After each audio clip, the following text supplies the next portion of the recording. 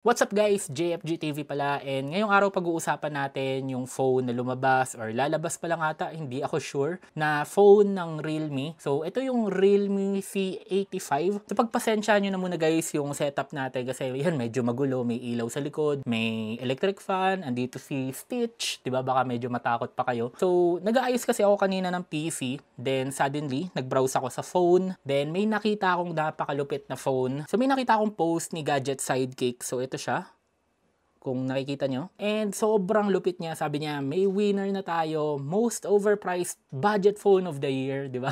So ito guys, yung Realme C85 na phone. And to be fair lang, no, hindi naman ako bias, hindi naman ako against sa Realme. Actually, meron pa akong Realme phone. And ito pa yung pinakaunang phone ko. Until now, nakip ko. And until now, ayan no, gumagana. So ito yung Realme 5. So silipin lang muna natin yung specs niya, no. And kung bakit ba sobrang init niya. Nakikita ko siya ngayon sa Facebook. Pero pinakauna kay Gadget Sidekick. Kaya medyo napahinto ako sa pagliligpit dito sa setup. Kasi nagulat ako. Silipin muna natin, no. So meron tayo dito, Realme C85. So ang tagline dito ni Realme is Ultra Battery and Ultra Waterproof. So I guess maganda yung IP rating niya, and nakalagay nga dito IP66, IP68 and IP69 military grade shock resistant, no. So meron kayo ditong makukuhang matibay na phone, and meron din siyang 7,000 mAh na battery capacity na capable ng 45 watts na charging. Okay, so hindi ko lang alam kung meron siyang wireless charging, no. And pagdating naman ngayon sa peak brightness, meron tayo dito up to 1,200 nits. So pwede na rin. Meron tayong 6.8 inches na 144 Hz. So medyo may pagkalakihan din. And lumagpas na siya sa mga common na 120 Hz. Usually yun yung mga lumalabas ngayon na phone, puro 120 Hz. Ito is 144 Hz. Pagdating naman sa kanyang camera, meron tayo ditong 50 megapixel AI camera and 8 megapixel na selfie camera. And nakikita ko dito, para meron tayong triple camera setup. Meron ditong flash. So hindi ko alam kung ano yung blue. So I guess para siyang ring notification something. Pero ang talagang nagpapa-controversial dito sa phone, sa specs niya ngayon, yung processor niya, yung chipset niya na Qualcomm Snapdragon 685. So search lang natin kung kung kailan siya ni-launch, di ba? Snapdragon, ayan. Snapdragon 685 release date is March 23, 2023. So this mid-range octa-core chipset was announced on this date. Diba? So 6 nanometer siya. Try naman nating i-search kung ano ba yung current na Antutu niya. Snapdragon 685. Dapat dinilit ko na lang. Antutu score. So meron tayo dito guys na Antutu benchmark points na 349,449 points. Basahin lang natin yung ilang comments dito sa page ni Sir Gadget Sidekick, no? So, gatas na ang Snapdragon 685. Parang G99 lang ng MediaTek. So, actually, tama yun, no? Di nga lang yung G99 pati yung G85 ata yun. Apakadaming phone, yung mga budget, yung mga below 10K, below 12K na phones last year or last year, na puro ganun, and puro nagkaroon pa ng ultra. Pero ganun lang din naman. Ultra battery, ultra waterproof. Ha ha ha ha. Mag Poco X7 ka na lang or G30 Pro. Ha ha ha.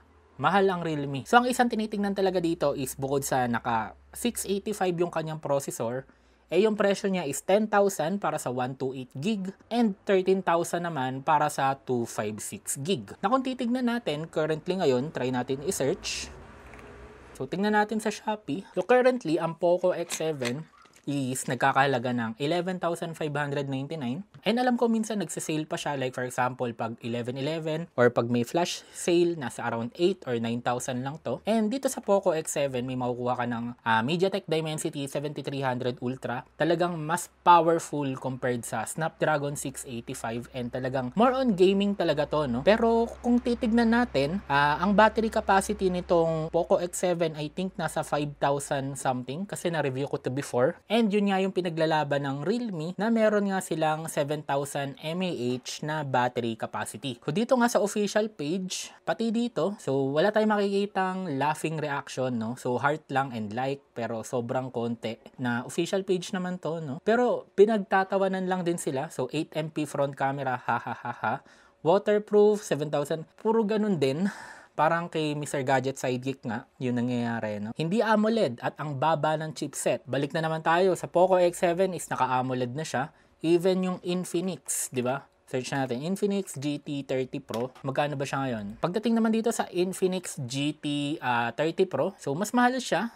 Official Infinix Shopee, nasa 16,700 yung Infinix GT30 Pro. Pero ito is yung 12 GB na RAM and 512 GB na variant. So, hanapin natin kung meron siyang 128. So, ito nakita ko, yung 256 variant naman niya is nasa 14,000. So, magdadagdag lang kayo ng konti. And kagaya siya nung Poco X7 kanina, mas mababa nyo pa talaga siya makukuha pag nagkaroon ng sale. Pagdating naman dito is naka MediaTek Dimensity 8350 Ultimate. So, medyo may pagkalakasan na din talaga to. And naka AMOLED display na din. So, para sa akin, sa tingin ko, solid naman yung specs sana nitong Realme C85 kung medyo binabalang nila siguro yung presyo ng konti or in-upgrade sana nila yung processor. Wag naman sana Snapdragon 685, no? And karamihan kasi talaga ng audience ng Realme, ng Xiaomi, Poco, Redmi, Infinix, Tecno, usually yung mga talaga may budget and mid-range phone na solid specs, pero karamihan kasi ng market or ng audience nila is mga gamers, no, na nagtitipid. Kumbaga gusto natin ng malakas na specs, pero ayaw naman natin ng sobrang mahal. So syempre kahit na ang target dito ng Realme is hindi gamers, kumbaga siguro mga professionals na naghahanap ng second phone or yung mga matatanda na naghahanap ng pangmatagalan na battery life na phone pag nagta-travel or lumalabas, yung tipong bihira mo lang i-charge kasi nga 7,000 mAh battery capacity, yung pambigay lang siguro sa anak, sa bata as first phone kasi nga matibay siya, 'di ba? And waterproof na din daw. So even yun yung target market nitong Realme C85 dahil nga kadalasan ng audience na na-build ng mga brands na to mga gamers na nagtitipid, mababash talaga sila. So ayun lang muna guys, talagang biglaan lang yung video natin na to. Hindi ko alam kung gusto nyo yung gantong type of video, no, yung parang may konting reaction. Trip lang talaga yung video na to, no. Talagang nag-aayos lang ako. Then nag-browse ako sa phone ko, tapos napaubo ko kasi ayun nga, may nakita akong napakalupit na specs. So kayo guys, anong reaction nyo para sa phone na to?